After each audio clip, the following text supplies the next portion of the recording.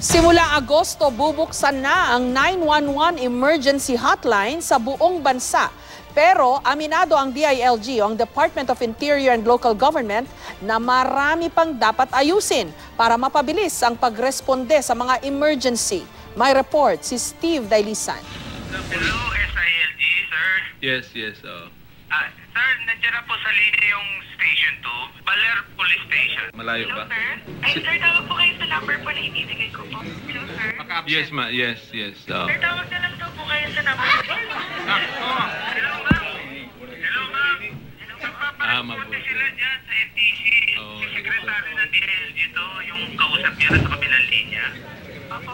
Bali, sir, tawag na lang daw po kayo. Mismong si DILG Secretary Mike Sueno pinagpasa-pasahan ng tawag na mga dapat sanay agarang re-responde sa testing ng 911 emergency hotline ngayong araw sa tanggapan ng National Telecommunications Commission. Makalipas ang 10 minuto, dumating ang 2 pulis, hindi galing QCPD Station 2, kundi yung pinakamalapit na istasyon na nakamonitor sa radyo.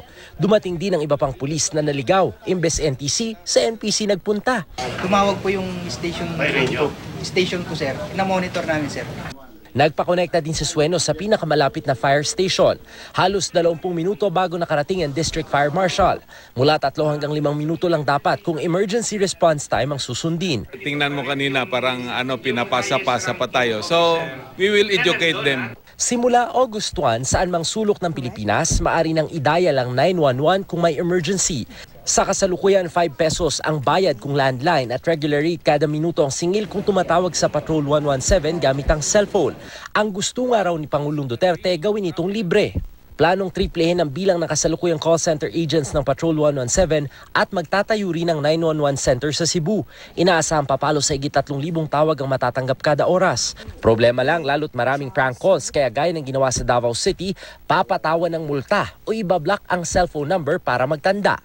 Baka si Presidente na mismo mag-warning sa inyo na wag kasi importante ito at saka emergency talaga ito.